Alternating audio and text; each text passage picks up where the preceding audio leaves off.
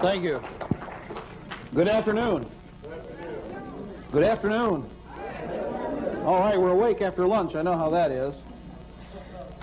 I'm not going to lull you to sleep if I can help it. First of all, we decided to try and, we were asked to come up with a title, and so I put down on the paper, American Peril / On the Beach in '94. So I think that's appropriate where we are.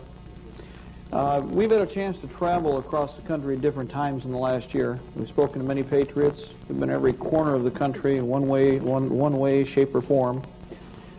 We've had a chance to experience what the attitude of the people are out there.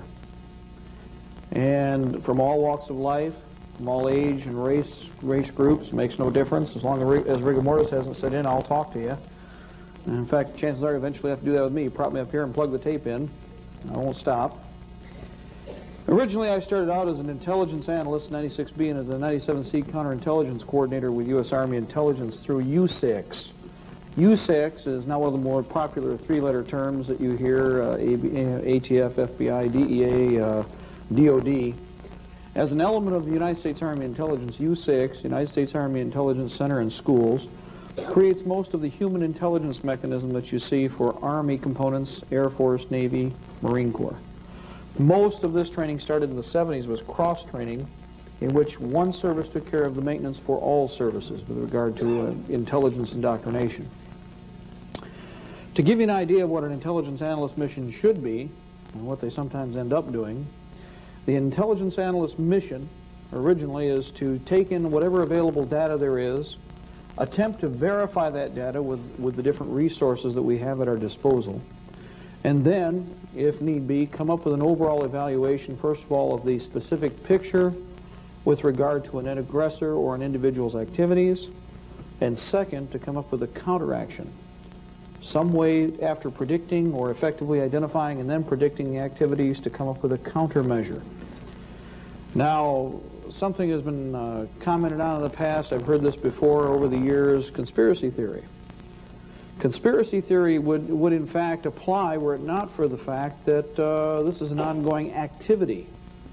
Conspiracy makes you believe that it's down the road a ways. That's not the case. You're dealing with an ongoing projected action against the American people of the United States. How long has it been going? Well, our aggressor is patient. I believe personally that, yes, this is involved with many centuries, not just decades, that the aberration known as the Republic of the United States is something that would, if they had their way, be swept aside, no longer to be seen in the history books even, Orwell's 1984. It is the blessing of the Republic that we have, even in its later state where it's actually being usurped by many other foreign powers, that we're able to do what we're doing tonight, what we're doing right now, what I've seen done for the last 3 or 4 days. It is the capability, the option to be able to explore what you feel are the alternatives that may be necessary for your lifestyle, something that in other societies does not exist. Well, there are people who would like to see that change in this nation dramatically. They've been with us for quite a few years. They've been successful in some ways, unsuccessful in others. And while most assuredly the faces have changed, only the names have been changed to protect the guilty. And this is typically the case. As we've seen in the past also, the aggressor will return time and time again. There's one simple reason for that. When you have something that is good, it is inevitable that evil will make an attempt to take it from you. Inevitable. Not maybe, not kind of, but if you possess something and you are defensive in nature, the aggression will come to your doorstep. Now, aggression comes in many different ways, but eventually will culminate in a physical manifestation of some kind.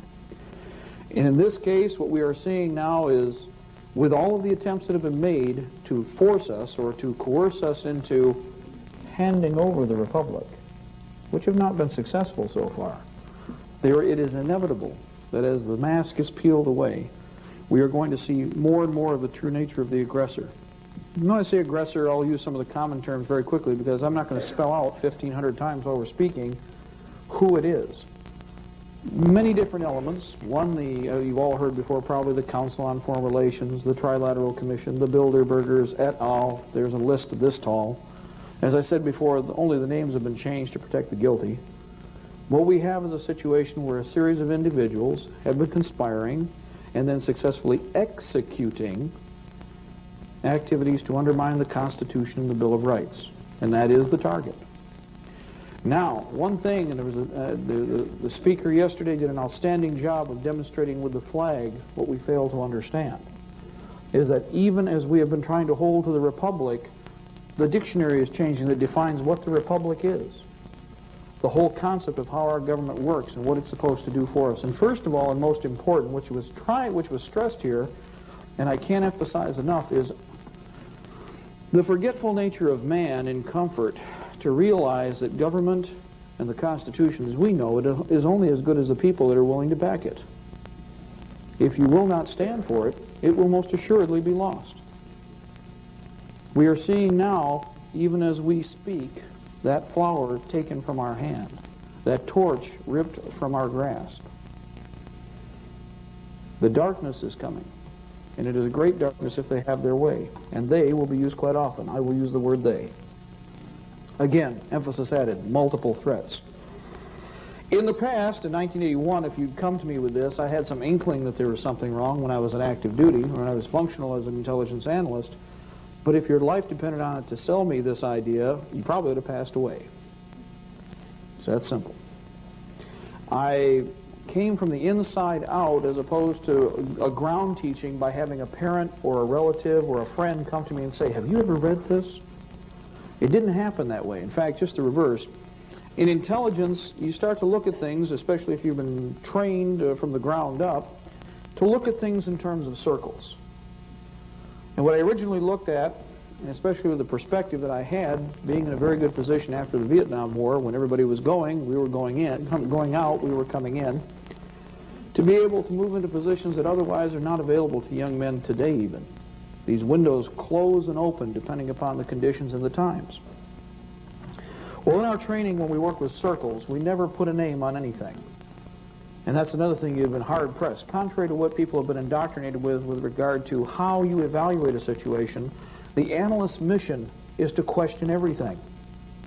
Even when given information that's somewhat verified, we still have a level of verification. Why? Because the other side has something called counterintelligence. So that even as you're being given information that may be reliable, what degree of reliability is there? So my original contact went back to 1981, and we'd already known that something was wrong coming out of the problems of the Carter administration. Despite the external politics, the internal politics were very dramatic. Internal in that they changed the forms of government. Now, the Carter administration wasn't the only, the Nixon administration part of that, and the Ford administration in between, which everybody seems to forget about, the unelected administration, where we had no elected president and no elected vice president. Remember that? Well, when that took place, we had some major changes in how government functions, who had what authority. And as was discussed yesterday, that authority began to shift more and more to a central power. What's the one thing that I learned, even though, and part of this I had to teach myself, was through reading the Founding Fathers' works, the one thing that our Founding Fathers feared the most was a centralized fist. Always, whenever possible, pry those fingers open. Always. For a central control with all power means one thing and one thing only. First of all, power corrupts. Absolute power absolutely corrupts. Second of all, if there is but one side, there are no deals. How do you negotiate when there is but one power? Ask yourself about the conniving mechanisms, which is what I did about our Founding Fathers. Think about how crafty they were. Knowing that man would be vying for power and possessed avarice and greed as one of his founding traits in many cases, how could he best protect the population not only from other forces but from itself? Checks and balances. We don't want to look at it that way anymore, but that's exactly what it was. And of course we have other terminologies for this that come from different parts of the world, but the counterbalance, the concept of two opposing forces constantly at each other, ensure tranquility. And that's what they were basing it upon here in the United States. By contention, they would create some form of order that could be used. Not the new world order as we perceive it today, in which there will be no negotiation and there's only one side, but many different organizations and many different contentions, and nobody with everything in one hand at one time. Well, in 1981, when I was a lot younger and not quite as well educated, a young lieutenant who was a very good friend of mine I had gone to college with, we were walking through a specific military facility, and we'd inspected this particular site. Afterwards, we're walking down the halls, and he relates to me about these new jobs that are opening up inside the government. And I'm thinking, well, I'm looking for a career. I'm career-minded. I want the 20-out program like everybody else that was just signed into power. And after about 45 minutes of talking about detention camps and talking about new positions as interrogators or as camp detainee officers, etc., I realized there wasn't anything I was putting into this that was pertinent, and he did too. He shut his face, and that's the last time he spoke to me in the last 14 years. Because he realized when he was talking to me that he'd said too much, and his assumption, remember assume, that's a very dangerous word, in assuming what he had done is given me bits and pieces of a very large puzzle. And most of them were a very dark puzzle at that. So I waited, and of course, I sat down with another friend of mine, in fact, a very, very good friend of mine, another person I'd gone to college with, gone to school with, served with. And after 4 hours, and understanding that he knew as much as the other person had, and the reason they assumed that I did know quite a bit is because I had the clearances. Most of you should understand a need to know is pertinent here, because just because you have the clearance doesn't mean you have a need to know. It just means you're qualified if they decide to bring you under their wing and bring you into the fold. Well, after 4 hours of discussing this and understanding that this person knew exactly what I was talking about when I'd heard the rumors of detention camps, when we understood that the positions were available, and that the perceived enemy in this entire action was not a foreign power, was not a foreign military, but were the American people. And that kind of changed my whole direction as to what I was thinking about, where I planned on going. Now today, we see the same situation. All of the different mechanisms that are becoming the police state of America, but not just of the United States, of the United States of America, the globe. This all-encompassing power is only a breath away from reaching out its hand and taking that golden ring and pulling it out of its rack. Even now, we are dealing with a multi-leveled agency, or a series of agencies, that progressively will collapse on one another and become one tier, one all-encompassing national police force. Now let me ask you something about freedom. The Founding Fathers established a national police force right from the beginning. What did they say about that? A standing army is the bane of a free nation. And at that time, standing armies were the mechanism that was used to oppress populations. I will ask again, as I've asked many times, where were they going when they went to Lexington Concord? What were they going to do when they went there? To confiscate arms, powder, shot, and the people. It wasn't the police that were sent because there was no such thing. The constabulary was made up of people like you. What was talked about here yesterday about the concept of the township and the county are very important, because those were the civil authority that would not cooperate. And so in the end, the central order had to call upon the iron fist. This was true in 1775. It is true in 1994. It shall be true in the year 2000, 2008, whatever. Central authority must have its fist. Well, the Founding Fathers understood this with their checks and balances. There had to be counterbalance constantly. If somebody would pull at one part of the circle, someplace else another piece would be grasped. So nobody would have a full hand in any particular reign. Nobody would have total control. They also understood this, though, and that's why they armed the people of the United States. Unlike any other people on the planet, we have had the capability to use coercive force, not because we desire it as the first choice, but because we understand that the mechanisms and capabilities of all of the elements we're facing have always, in the end, resorted to coercive force. And their first and primary issue is extermination of the threat. Now in nature, and this is very natural because I better remind you,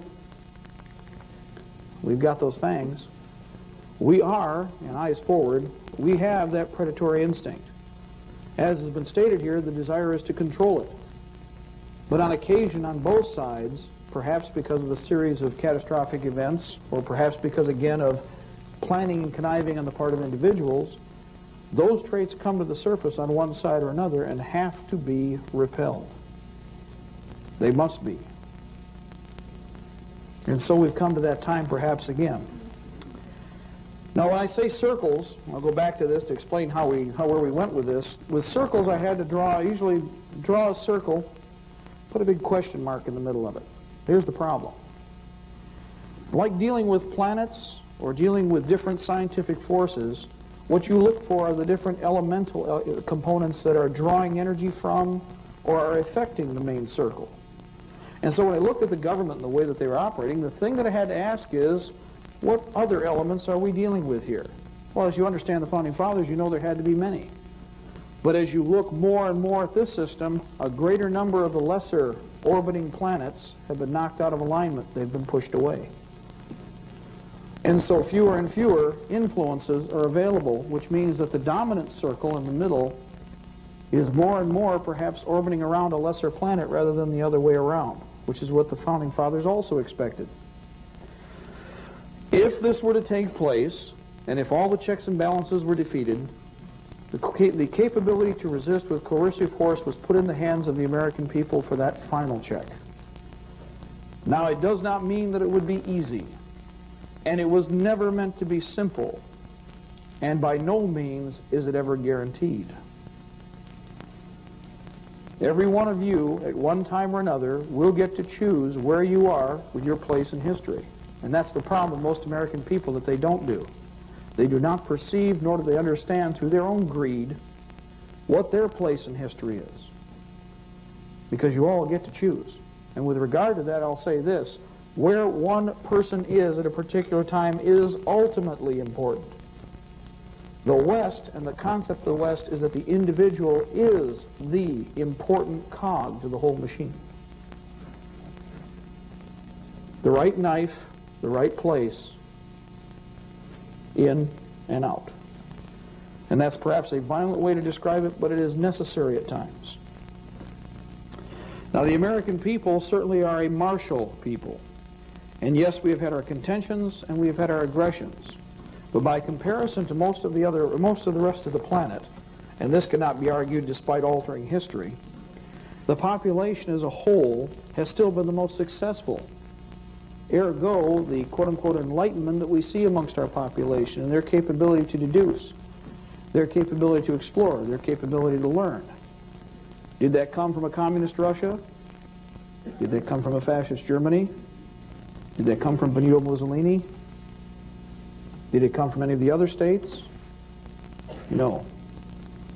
And the true diversity and variance that we have is probably best suited in this room right here with the number of people that are sitting in this place right now. That's what the Founding Fathers were talking about, and I love the explanation he gave. You do not govern any farther than you can see. You do not govern beyond your reach, and you have no right to. The only people that are interested in that are people who are based upon greed, terror, avarice, and consuming more than is necessary. For their own good, of course. Certainly not yours. So if that's the litmus, and with all these different spheres, what are we looking at today? Well, the way I started into this, and I explained to you a few of the mechanisms that you're going to see, or you've probably seen the last couple of days, if not the last couple of weeks. These are some of the elements that we're dealing with. And I won't get to United Nations yet. MJTF. FINCEN, FinCEN, a new one that you're all going to love and enjoy, the Directorate of Central Law Enforcement, the, of course, National, and I'll abbreviate it, Police Force, and last but not least, UN Combat / International Police. We're only here for your own good. Now first, We'll start from top to bottom here, actually from bottom to top, because it's one of the more despicable elements involved. Oh, I'm sorry. Let's pull that down a little bit. I'm sorry. Can you all see that? Okay. The MJTF police was first formulated back in 1989 as a composite group of many of your law enforcement agencies in one place at one time. Now, as was described yesterday, and it's beautiful to have a good speaker here who's understanding of how our government should work and how the iron fist is trying to work. At the lowest level, your local law enforcement, your constable, your police officers, even your sheriffs, are designed to work for you. That's why you vote for them, remember? By having the authority to draw that person out of a position of power, no consolidated strength can take place effectively or easily. And as we've all reminded everybody time and again, do we rule in this country or do we govern? We govern, don't we? Govern means that you are allowed to be in a position of power for a period of time, and if the people are disgusted with you, they are supposed to get rid of you. See how that works? Well, the MJTF was a way to corrupt the lowest elements of law enforcement by bringing them all under one composite group. The MJTF Police Multi-Jurisdictional Task Force has many different faces. It includes the ATF, FBI, DEA at the higher end to come in and manipulate constables, township police, municipal police, county sheriffs, state police. Now, there's an interesting twist here. State police, for the most part, no matter what state you're in, are commerce police, really. They didn't have anything to do with dealing with law enforcement. Originally, they were dealing with tariffs. In most cases, they pulled you over because you were a trucker, and they were the ones who originally were dealing with tariffs against transportation, weight restrictions, etc. More and more, they accumulated more power, so they became more significant. So the state police originally weren't in the picture. They're just something, again, that was a usurpation of power. Well, once the MJTF was consolidated, its mission was to bring the federal authority down into your home. Most people said, well, I don't care what happens with other people. I got my life. They can go go on down the road all they want. That was in 1989 when they first initiated the activities. Starting out with homes, they went to multiple homes. And from multiple homes, they've gone to blocks. And from blocks, they're now talking about whole cities and whole counties. And in fact, in the most recent announcement made by the Imperium, or the regime, which I like to call it, Lloyd Benson, the Butcher of Waco, Janet Reno, and a variety of other characters stood forward and said they were going to take the house-to-house search and seizure programs that they've been using at the local level and take them to the nation. Now, how many of you would like somebody you don't know going through your home? Please raise your hand. I'll put you on the list. Oh, there's one in the back there. That's good. We got a volunteer. Okay. Remember, beware, sometimes you get what you ask for. If the MJTF has its way, they would. The MJTF police included such activities as no-knock search warrants, house-to-house search and seizure, fax search warrants. Anybody ever think about what a fax search warrant means? It means the evidence doesn't go to a magistrate in which they have to demonstrate that you're guilty of something. Where would that be significant? How many people are here in homeopathic care? What would happen tomorrow if they decided they didn't need to present evidence? For we all know we can interpret the legal person to be, today, to be the illegal person tomorrow. Can I say prohibition?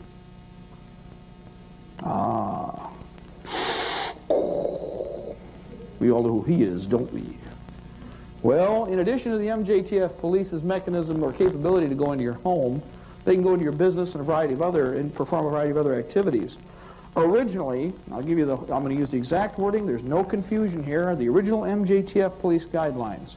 The MJTF police are the velvet glove on the iron fist.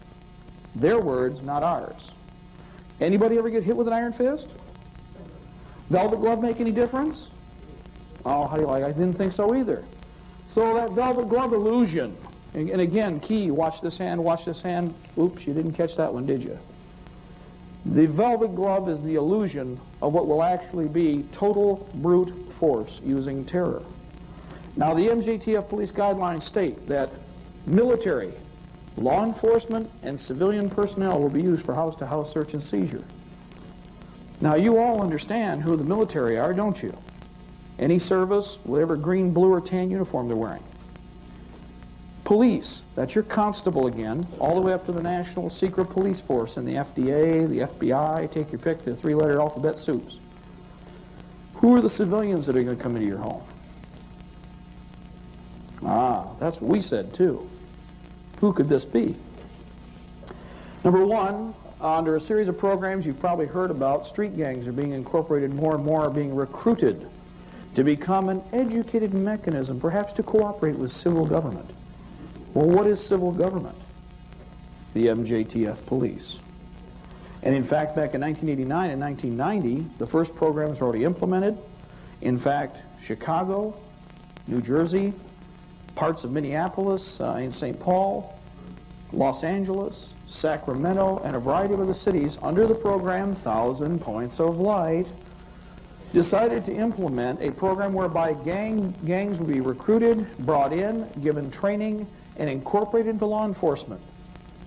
This is an old rule of government and force and power. If you cannot harness them and control them, or if you can't, I should say, if you can't eradicate them, what do you do with them? Bring them into the fold. Think about this. Why would the street gangs want to do that? Well, first of all, let's go one step farther back.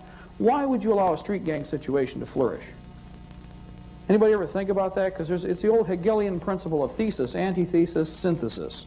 Create the problem, demonstrate the problem, and come up with a solution you wouldn't have accepted. How do they do that? Well, it's very straightforward. In 1989, a series of laws and rules and guidelines, 7 of them, were taken out of the federal budget to promote an even greater gang effort or street gang situation. Later on, in 1990 through 91, although these guidelines were actually cut before 89, don't just go back to the Bush administration, under these guidelines, they helped to foster a random violence mechanism, street gangs. Now, with street gangs, there's a couple things you get that you need if you're going to incorporate them into a government mechanism. Number one, you get regimentation. You get squads, platoons, and you have all these little groups or cells that are functioning as combat elements. 2, what do you get? You get management, because the strong come to the top. If that isn't true, go visit one. You'll find out very quickly who's in the pecking order, who's in charge, who isn't. 3, all people, no matter who they are looking for some form of justification for their activities and existence. Period. Preferably legal. In other words, sanctioned by some form of government mechanism. Doesn't make any difference what it is, what symbols. In this case, the street gangs will be doing for the federal government or for your MJTF police what they were doing illegally before. Busting into people's homes. And under the booty law, and you're all familiar with the booty law, by the way, some people here are familiar with what's happening. Under the booty law, when they do come into your home, they can take your VCR, they can take your television, they can take whatever, quote unquote, is useful to their activities for their own consumption. In addition, with the booty law, you get a percentage, 25%, 35%, or 50% of whatever is taken from the person, even if they're not convicted. Remember that under the seizure laws, you have 10 days to respond. Has anybody been affected by the seizure laws here? See, so you haven't tasted that little bit of terror yet. But anybody who's into home remedies, anybody who's into homeopathy in any way, shape, or form, knows that there are laws on the books right now that are coming down the pike, that are sliding down the timeline, that are going to directly affect everything that's being done here. Everything. Not any small part. Because the fist cannot bear to have anything outside of its grasp. It is not kindness, it is not eloquence. Like fire, do you remember the saying that was used? Yes, a dangerous tool. Well, because they knew the MJTF police couldn't do everything, though of course they're based upon regional government, which you'll hear more about, FinCEN comes into mind.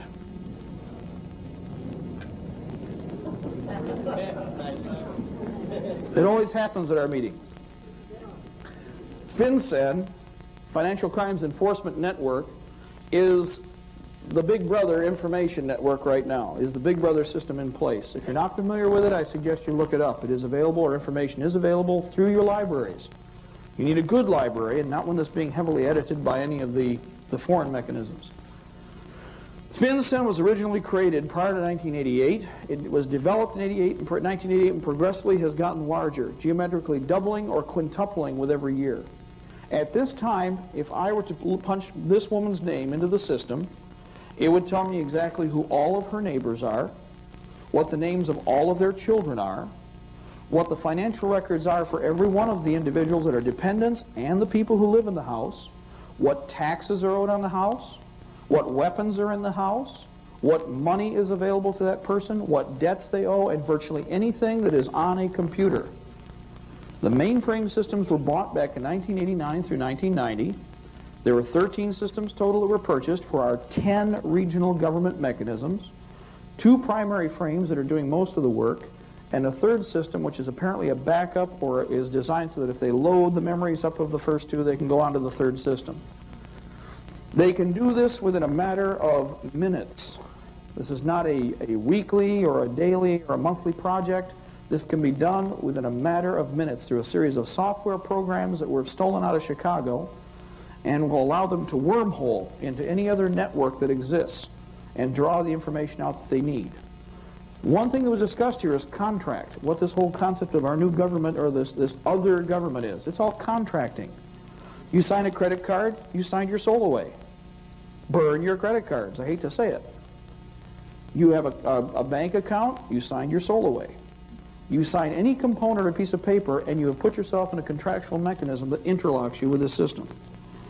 Now, can you protect yourself from it forever? No, because FinCEN is designed to continue to expand. If it has its way, it will be illegal for you not to operate without the empire in control. And so we also know of something else we saw here, which was very interesting. We all got a chance to see the Hillary Clinton national death sentence, national ID card. Remember that? He showed it to you all on the Senate floor. Said, this is not it, but that's what he did. He showed it to the American people, and people still do not believe. That card is an extension of an original program that comes out of the same mechanism that created the MJTF police, which demanded a national ID card for firearms owners. But we can't be, in fact, not just regular firearms owners, but firearms violators. But of course, the government twisted this around, and what they said is, well, we can't single out these people, we have to do this to everybody. Well, of course they're going to say that. Which would you rather have, a small pool of data or a big pool of data? So needless to say, 4 programs were developed. State Department was directly involved, Justice Department was directly involved, and it cost $127 million in 1989-1990. The mechanism to create FinCEN and also your national death sentence, national ID card were put into motion. After 3 months of study, in which they already knew the answer before they asked the question, they just spent your cash, it's that simple. The systems were identified to use the card or to use the biochip that everybody's hearing about. It was agreed that the biochip and the debit card were not the first choice because people were not ready to become enslaved that far. So the next step was to try and convince you all that you needed this card. And the healthcare card is designed to be abused. You have already heard in many of the conversations the concept that we have to, before we even have the card, we're going to have card abuse. If we have card abuse, what do you need? More police for the Imperium. And so now we're going to have the healthcare police. Again, I ask you, looking at what I've seen here, I do not believe the healthcare police are going to be enamored to your concepts. You see? They aren't going to have any great love for your idea of what freedom is. In fact, just the reverse. They're going to use Orwell's word speak. Say one thing, do another. See how that works? So, FinCEN's mission is to intertie that new healthcare card. And you're going to hear more and more about FinCEN. You're going to hear it's going to be the next best thing to sliced white bread. Guaranteed. And you're going to hear about it every day. And then you're going to hear about why we need this card so bad to help the children. Every time I hear that we say it, I always start thinking about the Wicked Witch, you know? Yes, poppies and the children. Nice. Sweet. children. Everybody loves kids. You'd hand your soul over for the kids, wouldn't you? Well, right. I love kids, but Mama didn't train no fool. Okay? When the wolf comes to eat, you don't offer him your hand. Okay?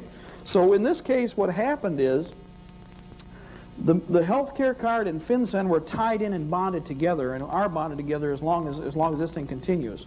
As was mentioned yesterday, and it was very, very well put, this thing has got a mind of its own now, and even if the Hillary health care plan were dropped tomorrow, it is in motion by some other name. So make no mistake about it, you are coming to a wall if they have their way. Now that doesn't mean it's the only wall, because trust me, Al Gore, or as we call him, Al Gore, you know, Igor, Al Gore, same difference. Al Gore was busy off on his own. Now, have you ever noticed something about people, and I see a lot of live, active eyes here, have you ever looked at the eyes of some of these people? Al Gore is the Darth Vader of this empire. If you don't think so, then you just take the time and watch him. I don't know what it is about him. I don't know who it is that's got him, or how he was indoctrinated, or what it was that was done to him, but he is the Darth Vader of this mechanism. And I'll tell you why. D of CLE, or the DCLE as it could be called, DECLA, whatever term you want to use, is the Directorate of Central Law Enforcement. The reason Al Gore was in the picture but out of the limelight is because he was busy consolidating all of the central federal agencies under one umbrella. Never in the history of the United States, never in the history of any nation, have all of the secret police been brought under one mechanism like this before. Even with the Third Reich, there were subdivisions of backbiting that were taking place, which didn't give everybody total control. And yet with this mechanism, the Directorate of Central Law Enforcement, one mind, one voice will make all the decisions for the FDA, because they're in uniform. Remember, they have those black SWAT teams. The FBI, you won't be able to tell the difference. And in fact, the letters will disappear. Why? Because they are using terror. With terror, it makes no difference if it's Geheimstaatspolizei, Schutzstapel, Gesetz. At 3 in the morning, the Gestapo, with their little leather coats, nice black ones, of course, and their black coal scuttles, and ATF, down, down, down, ATF, down, down, down, down, down. 3 o'clock in the afternoon with ski masks. The idea is black. Now, in the 70s, we were taught to shoot things with ski masks, I hate to tell you. Remember them? They used to blow up planes like in Egypt and in the Middle East and shoot people in Europe. We have twisted the people's minds so far that we're now accepting the ski mask as a symbol of our government. Isn't that a slap in the face? That they feel we are all so stupid that we would accept that? That we are so ignorant that we would not pay attention from decade to decade and understand fully the concept of what they are doing? It is not an accident. In fact, they laugh all the way to the bank. Something that was brought up here, another twist to that. The gentleman had a flag here yesterday, which is the flag that should fly over many parts of our government, which isn't really our government, but a regime. How many people remember when they said, burn the flag? It's legal to burn the flag. Why did that court rule that it was legal to burn that flag? It's not their flag is why. It was the American flag of the Constitution, which goes right back to the whole thing about why we are oppressed by the ski masks, why we hate with a passion tyranny, terrorists, or anything of that ilk. The flag of the United States is our symbol. It isn't the government symbol, but the flag that we know, the red, white, and blue one, without the gold fringe, is a representation of your document, the Constitution and the Bill of Rights. Your document. Not the government's to interpret. The Constitution was a chain upon government to keep it small. What is it today? I think we all know. I'll go right back to discussing control of food, if nothing else. The flag of this Constitution are the Stars and Stripes. The judge laughed all the way to the chamber when he told you they could burn it because they weren't burning his flag. And that's why they let it happen. And that's why I stop people from burning the flag, not because I think the guy's a bonehead. I think he is because he's not educated. But because if he wants to burn a flag, we should all run down the street and buy one of these red and white pieces of trash, or better still, give him a UN flag and let him burn that one. See how long it takes for the police to show up when you do that. For the police won't show up when you burn an American flag now. That should tell you how, again, they've twisted and turned upon its head everything that we represent, everything that our country has represented. The key is this, and it comes right back to why it's in my pocket, and there's several on the table, and Jack McLam brought some, so we should all have one. So you don't have an excuse when somebody asks you, what are your constitutional rights? What's really sickening is I got friends that have gone over to Moscow, and there are taxi cab drivers right now who can quote this verse and word. It's pretty pitiful when the people who possess it and don't understand it can probably come up with a preamble, and the people who still aren't under its protection and would cherish it and would fight for it and would be more than happy just to have a portion of it can repeat it and memorize it and think of it every day and every night. That's a pretty desperate situation for the country. But that's where this all goes full circle and where everything has been turned on its head. And intentionally so, with no accident. Well, the Directorate of Central Law Enforcement, you know, Darth Vader's crew, would have a variety of authorities that they didn't have before to interfere with the MJTF police. That's why the MJTF police won't last very long. The MJTF police will eventually be absorbed into the DCLE and the National Police Force. National Police Force. Isn't it amazing how they can say that on a daily basis in the news and not one of you jumped out of your chair and beat them with a stick? How many people here probably said it, and I'll bet you in the last 20 years, well, I'll never see that in my lifetime.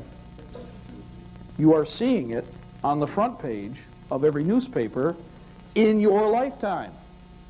Not only is it in your lifetime, but it looks like for most of you, if not all of you, it's in your prime one way or another. There's not a person here with gray hair, I don't see them going to be here 10, 15, 20, 30, 40 years from now. So you are going to be directly affected by it. I've heard a lot of people say, oh, I just wish I were dead and gone away. That's a terrible, terrible curse to put upon your brothers and sisters and upon your children. Amen. That is a terrible curse. To wish upon children who are not as well prepared as you have been to resist this tyranny, who are skilled, adept, capable, articulate, and already free, though with some limitations, and can stand on your own 2 feet. There's a lot of people who can't right now for lack of knowledge. Garbage in, garbage out. So beyond the DCLE and the Imperium and the National Police Force comes the next step. For as each one of these is absorbed, kind of like water when it's released from a dam, the first dam, of course, is much smaller. As it collapses, it takes in more water from other reservoirs and tumbles relentlessly downstream, downhill with gravity. The MJTF, the Directorate of Central Law Enforcement, and the National Police will eventually be absorbed by the United Nations police units. But the bottom line is this: they are combat units. Their mission is oppression, for there will be only one side and there can be no conflict. Either the empire completely envelops us, or we defeat them. We have come to that point in history in the United States where, as Jefferson and many of the others said, you will have a republic if you choose to keep it. And you shall be slaves otherwise if you're stupid enough to let it go. So we are at that crossroads now. What can they do with the National Police Force? Well, I'll bet you the black uniform is going to become very popular very quickly. How many people here have been in Russia, by the way? Anybody? Thank you. What is the national uniform of the KGB? Did you see it while you were there? Black. Yes, they've always worn it. Before Hitler ever came to power, before the SS were ever a twinkle in anybody's eyes, in 1919, first with the NSKVD, etc., the uniform was chosen to be black. Why? Power and a terror color. That uniform has not changed to date. Germany was ground into submission. We ate their lunch, we walked into their closets, and we pulled out all the skeletons. And yet nobody will talk about, and you don't see it in the movies, and you don't see it in television, describing the true face and nature of the Russian secret police. Solzhenitsyn said it best when he said, "Oh, how we burned in the gulags, realizing that if we had but met them on the sidewalks and one at a time or two at a time destroyed them, the enemy would have run out of secret police and operatives long before we ran out of people." But what happened in Russia, and what was planned for Germany, and what was planned for all these other nations that we discussed? Why did they use the pogroms, the purges that they did? To identify and destroy that threat which would resist. And they worked at it for decades. Anybody who's Ukrainian here recognizes the term harvest of sorrows. The planned extermination of Ukraine, a cost of 14.5 million people, not by the bullet, but because people sat on their dead butts and starved in their own villages also. Not just because they were put at barrel point or at bayonet point, but out of their own fear and terror in action. Sung says this, if you'll recall, inaction is action. It allows the enemy to move about you, envelop you, and eat you. Now, if at the same time you are first appearing to take an action and you return and move in some way to counter that, that's something totally different. Or allow the enemy to perceive inaction while in fact you are in motion, that's different. But in reality, not a few million, but the best way I describe it to think about when you discuss what we're discussing here, and this is not fiction, this is all in black and white, this is in government paperwork. And has been in black and white since before 1988, some of it going back, for instance, FEMA going back to the last decade and the decade before, hidden so well that only now we're finding out this much about what they were actually up to. And as I've always said, we're always 10 years behind the times. If an enemy is willing to show you, or if an aggressor is showing you this much, and that's what a lot of these writings are about too, aren't they? If they're showing you this much, in reality, you're missing this much. You see? And so that's where we are with this. If the United Nations combat forces get their way, the national police force is in place, the Director of Central Law Enforcement does its job, we will not move, you will not breathe, you will not eat, you probably won't be allowed to live if they have their way. There's talk of course, a great pogrom here. I've heard 100 different descriptions or a dozen different ways with different groups. We need to reduce the population by 30% immediately. That's the Hillary health care plan right away. I see a lot of gray-haired people here. There is a death warrant on you if they win. Period. And they will not let homeopathic care take place because we've talked about it right here on this podium, that if they have their way, anybody trying to treat you or help you for whatever problem you have will be committing a crime. The freedom that you possess right now includes your health care and your choice to do it or not to do it. You see? And that's all part of law enforcement. Another thing they won't lie about is this. You know what? Every one of these groups is in favor of crime control. Did you know that? And they're only after criminals. We all ought to vote that in. You're not against criminals, are you? I mean, you're not against going after criminals. You better use their dictionary when you start that, though. You better find their dictionary. Black's Law was up here. You better start using their words and understand they will twist the rules to their needs and turn everything upon its ear if need be to get you into the system so that they can eat you in the process. So of course they're all interested in criminals. Well, where can they go with this? Well, the next step is to understand how this would be governed. What would they use with this? Enter two different mechanisms. Number one, and I think this is very important to understand, do all of you know that your Constitution is but this far away from being lost right now? Thank you. At least a few of you know. Do you know that there are con votes taking place in 6 more states? There are 6 total. I'll list them. Maine, Ohio, Michigan, Alabama, Louisiana, and Washington State. Now, For most of you who don't understand what a con is, we're not talking constitutional amendment. We are talking a constitutional convention to deride, to take and abrogate this document in some way. There is a document in the wings called the New States of America Constitution, initiated in 1976. Its original program, I'll read the preamble for it, the 50 states of the United States are abolished. The 10 regional governments of the new states of America are established. With this sweep of a pen, this is gone. As soon as 2 more states are able to finish the vote, the Constitution is neutralized. Now, granted, we all understand that these are not just inalienable right here, these are unalienable. Granted by God, they are given to the American people and are written in stone and cannot be taken away, which is what people aren't being taught now. Being granted by God through a higher authority, it is not granted by a monarch, a king, a pharaoh, a queen. Not even the president has the authority to in any way, shape, or form attempt it. They will try. 1775 they did. These knees bend for no one, no man here on this planet, nor will they.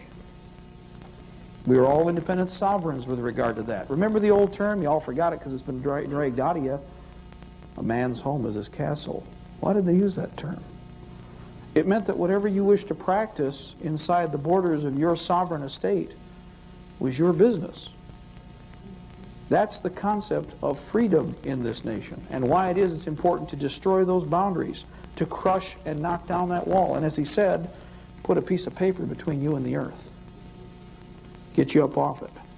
Sovereigns, being free, have the capability also to defend themselves and need not have a professional military or professional law enforcement to do it, provided they have the responsibility and understand the obligation to do so. But as is typically the case in the past and will always be, man is significantly lazy with regard to this and will surrender or allow his rights to be abrogated. And so will lose progressively those rights, and this is what prevails. This is no different from man at any other time where he's had government involved. Well, the regional government, okay, when Darth shows up, we'll have some very interesting concepts. First of all, there is the overseer, which is listed throughout the entire document.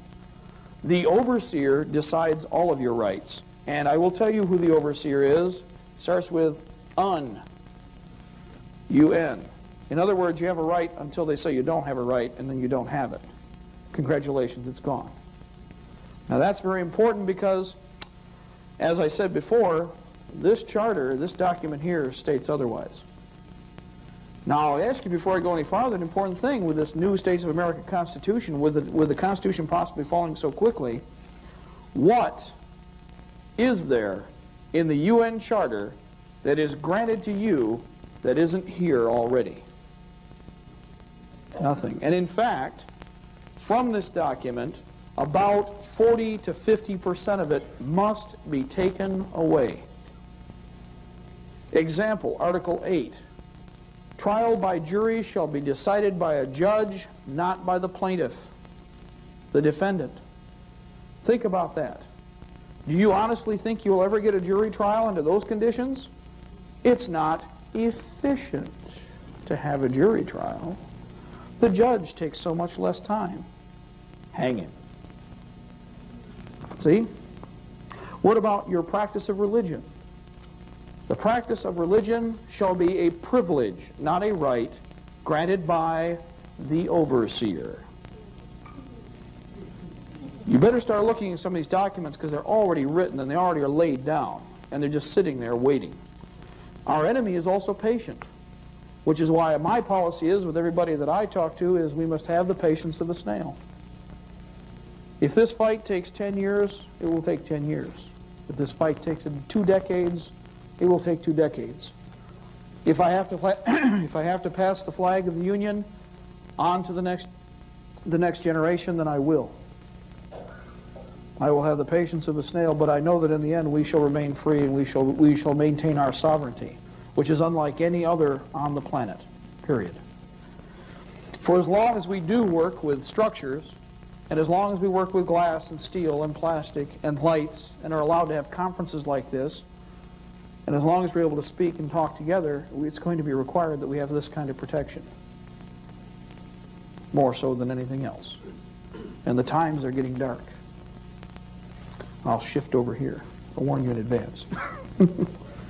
Okay. Now the time that's involved here, some people would say, is it close? And I would say, when they ask this, yes, it is very close.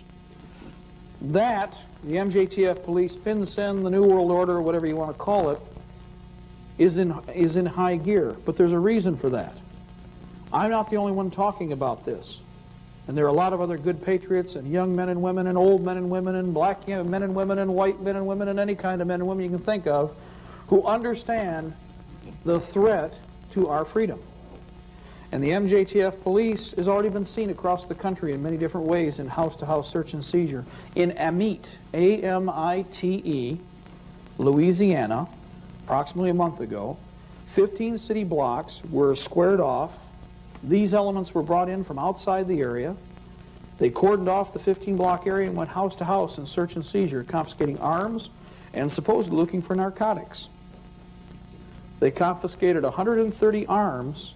They confiscated 5 little rocks, crack vials, tiny ones of crack, and 35 bags of marijuana that were loose-cut, loose leaf, looked like little bags of oregano. 15 city blocks. Who heard it in the national news? There we go. Few people did. And why? Did you hear it on radio? That's why, because you didn't hear it in the national regular broadcasting. ABC, NBC, or CBS didn't pick it up. Yeah, that's why. You heard it in the independents. Yeah. Now what happened is, they know for a fact that the American people will not digest this all at once, but this is all gradualism. You didn't hear anything about it because you weren't supposed to hear anything about it. It was a test of the mechanism. In Baltimore, Maryland, not far from here, 6 city blocks were cordoned off on the waterfront. Unlike what happened in Amite, where when they went to the MJTF police, the National Guard was there, the Army Reserve participated in Baltimore. Does anybody understand the significance of that little twist of the knife? The Army Reserve is always federal, isn't it? Whereas the National Guard is controlled by the state. We have a guideline known as Posse Comitatus, and many people might be familiar with it, which ensures that military forces are not used inside the United States as law enforcement, because the Founding Fathers had such a hatred for military forces being used against the people, remember Lexington and Concord, that they did not want to see it happen again. Now, there would still be a need, perhaps, and that's why Posse Comitatus dictates that in order for those forces to be used, the president must put his signature on the line and demonstrate that he is behind the actions to take place. If he does that and signs it, what happens? He's responsible, and if he is in violation of the Constitution, then who is responsible? The man who signs the papers, and that's why the man who's in charge, and this happened before, does not have the guts to do it, because we know it's illegal, we know it's against the Constitution. But they're trying to demonstrate that they can do it without the paper. Oh, that's not important.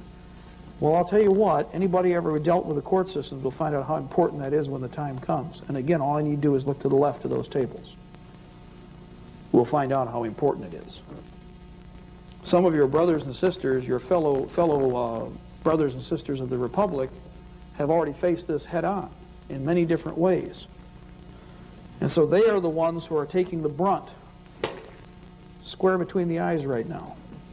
Some have died. I know many of you people are very peaceful people here. You have no interest in warfare. You have no interest in raising arms. But let me ask you this. Where were you, brothers and sisters, when Waco was under siege? If you were nonviolent, then stand between the weapons. I ask this not only of you, but many others, for the ministers, and myself I failed too. For if you really believe, if you have faith in what you are talking about, then as the old saying goes, put your money where your mouth is. First rule is this. I did enough research on the situation to know one thing and one thing for sure. The patriots made a mistake. The enemy could have been destroyed. The defenders made a mistake in that they had properly defended themselves in an unconstitutional venture with an aggression by a foreign power, and they effectively repelled it and then failed to follow through. All the evidence is there to indicate that. Let me give you the best example, and I'm not going to dwell on it, but let me point this out. The government possessed all the videotape from Waco. All of it. Every foot, every inch. It was confiscated by them. If the people in that church and home had been doing what was said, and if they had acted in the way that they claim, when the disclaimer came about full circle, you'll notice that they never showed a single videotape to explain what the government did, because they could not find any tape that was redeeming of the actions committed. You saw a video of talking heads on television, not a video showing the evidence on videotape of the evil actions of those evil, quote-unquote, Branch Davidians. You didn't see it at all because it didn't exist. And all of you who would not give any credibility to the government in most cases, many people sat there and munched popcorn while they watched 90 people die. And put it on videotape and replayed it and watched it again because it was really exciting. And then went to the office and yapped all about how they deserved what they got. Well, put yourself into that home. If you truly understand the concept of this document, you'll understand why they stood, why they had to stand, and why, in fact, that's our Lexington. I hate to tell you. Be prepared. For there's another thing that will be guaranteed, and this audience is like any other, I'll treat you all the same. There will be no more Wacos. It is that simple. If only a handful of us are there to show up, at least I have the intestinal fortitude to stand for my convictions and understand that you don't let that happen here. I don't go along with everything that the government's done in the past. Why should I allow them to do it here in the first place? If you can't clean up your own porch, if you can't deal with the problems here, you have no business telling anybody else what to do anywhere else. Or even for this regime to do what they're doing overseas, if you will not stop them here. So you all have a moral obligation and responsibility, and it's time for you to seek out that truth, grab hold of it, and point yourself in the right direction.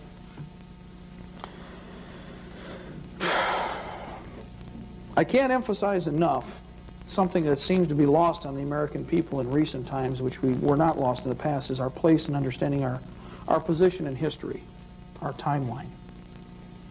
Either we like to live in the past, or we want to live in the future, but we don't want to explain or understand the present. You are a part of a timeline, not a box traveling through some separate space. You're all part of history. You're all so vitally important to the pulse of the nation, all of you, that I can't see not emphasizing that we follow some of the credos that my units follow, or people that I trained. We have a couple of rules that are very basic. Rule number one, you're only as fast as your slowest man. That's a reflection of how I believe government and how our people should live. Two, we don't leave anybody behind. What that means is, like this gentleman right here who is up in years is a person that I don't plan on euthanizing. Just as I would not destroy the very young, I would not destroy the very old. Any of you, and most of you here are educated, probably had some anthropology, didn't you? What's the basic rule about anthropology you learned? First thing they taught is the three basic rules to decide how civilized a group of people are is how you treat your very young, how you treat your very old, and how you deal with your sick and your dying and dead. Well, with that litmus right now, let me ask you something. How would you judge this nation by civility right now? Yes. And that's from your own teachings, which, in fact, I deal with a college, by the way. I work at a college. And what's fascinating to me is I hear students, well, that's a very rudimentary idea there. Yes, KISS. Keep it simple, stupid. The basic truths are taught to you first, aren't they? And then you're allowed to expound upon them depending upon your interest and your teachings and your need. That's why we got what we have here, where everybody branched out the way they did. But the basic truths do not change. Fact, not fiction. And so we do not, I think, in God's eye, or in our litmus of, shall we say, education, stand or sit very well in that chart right now. And unfortunately, I would say we're doing one of these numbers. Can we win? Can we change it? Absolutely. You're the best and the brightest hope for the nation, this generation and the generation right now, some of them gray-haired. When I say generation, I mean this group of people that are alive today. I asked you earlier, do you think that the next generation is as well prepared or as well versed in understanding, as well versed as you are? So then who stands for the Republic? We must.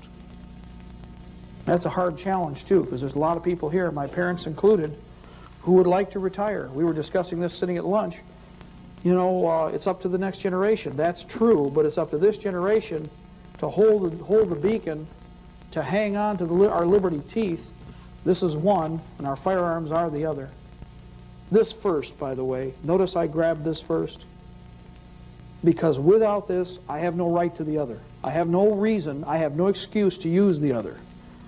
But until I understand this and know that it is in danger, and once I do and know that I have to protect it, I have every right and I have an obligation to use the other when need be. Name it for the tape. I'm sorry. Name it for the tape. I'm sorry. What is it? Yes, the Constitution, thank you. Choice to use my first liberty teeth, the Constitution, or if need be, coercive force as in arms to protect my rights. And that is necessary and will be necessary. A bunch of peasant people, and that's the term they use, and I wouldn't use it, but in Mexico right now, a war's been waging for 2 months. Why? It's not been heard on the lips of the media. Finally got a little blurb in Time this week. We just saw it in Newsweek. NAFTA. The New World Order has a Third Reich odor. In NAFTA, the Mexicans who were making 57 cents an hour are now making 27 cents an hour. Their standard of living is dropping progressively. When I read the papers that are where I am, people talk about socialists and communists are behind it down there. The socialists and communists here are complaining and lamenting because the people down there that are rising up are the laborers, not affiliated with anybody. They're interested in simply being free and eating. And so what's happened is they've gotten to that point that you will eventually see in this nation where you get to choose between passing away, going down in the ditch without a question, or standing with your liberty teeth and fighting. They've decided that they must and that they have no choice but to resist now. And that's what they're doing. And that's why you're not hearing anything about it. You know what tells me they're successful? Because there is not a single word said in the media.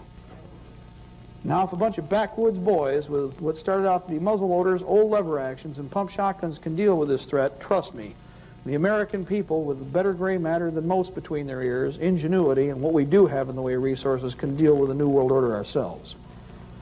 Most of the New World Order action is illusion, making you believe it is useless to resist, you shall be absorbed. Remember the Borg? Okay?